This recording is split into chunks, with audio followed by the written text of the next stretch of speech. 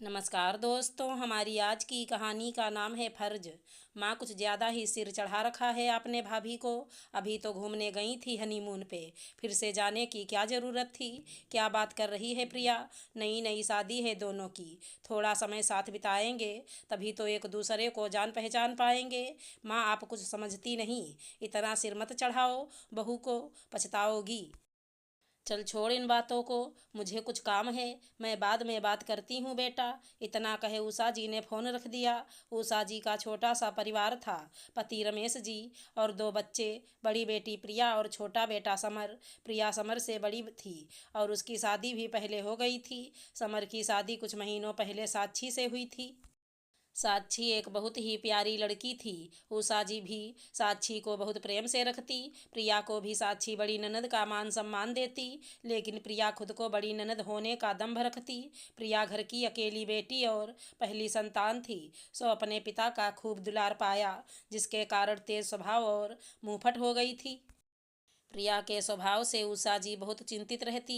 प्रिया का ससुराल भी उसी शहर में था, तो अक्सर मायके आती जाती रहती। जब भी प्रिया घर आती, या तो अपनी माँ को सास होने का एहसास करवाती, कहती सास हो, सास की तरह रहो। उधर साक्षी से पूछताछ शुरू कर देती, जैसे साक्षी दिन भर क्या करती रहती हो। अगर साक्षी कुछ बनाती तो उसमें नुस्ख निकालने लगती।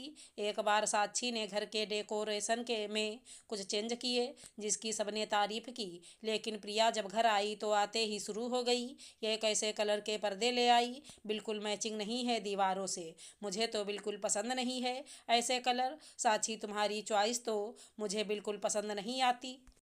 प्रिया के ऐसे व्यवहार से साक्षी भी चिढ़ जाती, लेकिन बड़ी ननद का मान मायके में कम ना हो, ये सोच चुप रह जाती। उषा जी सब देख सुन बेहद परेशान होती रहती। इतनी प्यारी बहू को अपनी बेटी के उद्दंड व्यवहार से वो खोना नहीं चाहती थी। उषा जी जानती थी साक्षी संस्कारी लड़की है, इसलिए अपनी ननद की सारी नाजायज बातें बर्दाश्त कर रही है।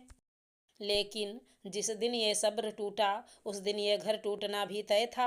उषा जी समझ गई थी कि अब प्रिया को रोकना ही होगा, वरना देर हो जाएगी। कुछ दिनों बाद समर के जन्मदिन का अवसर आया। साक्षी बहुत खुश थी। शादी के बाद पति का पहला जन्मदिन था। सासू माँ से पूछा तो उन्होंने भी कह दिया, जैसे दिल करे वैसे जन्मदिन मनाए।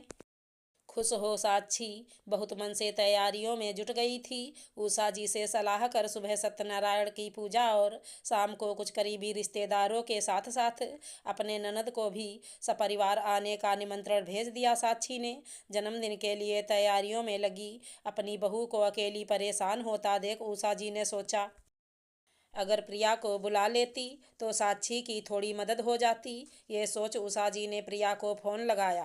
कैसी हो प्रिया, मैं सोच रही थी कल समर के जन्मदिन पे तो तुम आ ही रही हो, तो अगर सुबह थोड़ा जल्दी आ जाती तो थोड़ी मदद हो जाती साक्षी की। वैसे तो काफ़ी कुछ तैयारी हो चुकी है, साथ में काम वाली भी लगी है, लेकिन सुबह पूजा का प्रसाद और पंडित जी के भोजन में साक्षी को मदद की ज़रूरत पड़ेगी। मेरी भी तबीयत ठीक नहीं, इसलिए तुम जल्दी आ जाती तो मदद मिल जाती तुम्हारी भाभी को।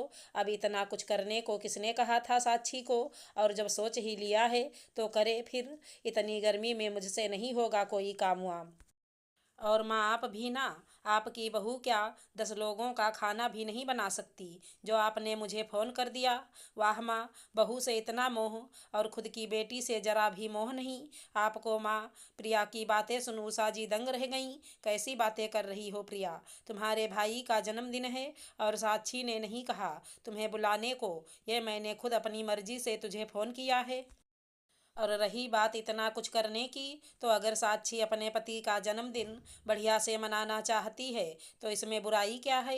और प्रिया अगर भूल गई हो तो याद दिला दूं, पिछले महीने जब तेरी सासू माँ हॉस्पिटल में थी, तब साक्षी ही थी जो सुबह शाम टिफिन भर भर के खाना हॉस्पिटल भिजवाती थी, वो भी बिना चेहरे पे सिकन लाए।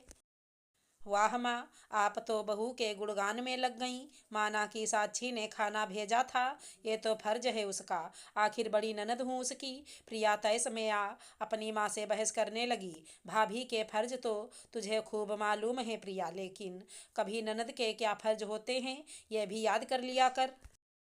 देख प्रिया, माँ हूँ तेरी, इसलिए तेरी हर बदतमीजी को बर्दाश्त भी कर लूँगी और गलती को माफ़ भी। लेकिन ये हमेशा याद रखना, साक्षी भाभी है तेरी और वो सिर्फ एक सीमा तक ही तेरी बदतमीजी को बर्दाश्त करेगी। मेरी बहू बहुत संस्कारी लड़की है, परिवार को जोड़ना उसे आता है और मैं नहीं चाहती कि तेरी नादानियों के कारण तेरा मायका छूट जाए। मेरी बात हमेशा याद रखना प्रिया, मायका सिर्फ माँ से नहीं होता, भाभी से भी होता है। इसलिए मेरी बात गांठ बांध लो, अपने रिश्ते कभी भी अपने भाभी से मत बिगाड़ना, वरना मेरे बाद मायके को तरस जाओगी। साक्षी जैसी भाभी लाखों में एक होती हैं। जब अपनी भाभी की इज्जत करोगी तो भाई भाभी दोनों का स्नेह पाओगी। अगर भाभी के कुछ कर्तव्य होते हैं अपनी ननद की तरफ, तो क्या ननदों के कोई फर्ज नहीं होते मायके की तरफ? अगर अधिकार जताना जानती हो तो फर्ज निभाना भी सीख लो प्रिया, तभी मायके का सुख मिलेगा। प्रिया को डांट दुखी मन से उषा जी ने फोन रख दिया। अगले दिन साक्षी सुबह उठ पूजा की तैयारियों में लग गई।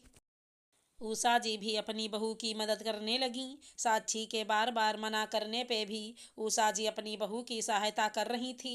तभी दरवाजे की घंटी की आवाज़ आई। देखा तो प्रिया खड़ी मुस्कुरा रही थी। अरे दीदी, आप इतनी सुबह क्यों? साक्षी, क्या मैं सुबह नहीं आ सकती? मैंने सोचा कुछ मदद कर दूं, अपनी भाभी की सो चली आई। सुबह ही आप क्यों परेशान हुई दीदी? लेकिन अच्छा ही हुआ आप आ गईं। आपके हाथों का पुलाव बहुत अच्छा बनता है, आप ही बनाना दीदी। अपनी ननद को यूं अचानक आया देख साक्षी बेहद खुश और उत्साहित हो उठी। उषा जी भी अपनी बेटी में आए इस बदलाव को देख खुश हो गईं। अपनी माँ से नजरें मिलते ही आंखों में प्रिया ने माफ़ी मांग ली और मुस्कुराकर उषा जी ने प्रिया से कहा, देर आए दुरुस्त आए। और दोनों माँ बेटी खिलखिला पड़ी। अगर हमारी कहानी पसंद आई हो तो चैनल को लाइक शेयर सब्सक्राइब करें। राधे राधे दोस्तों।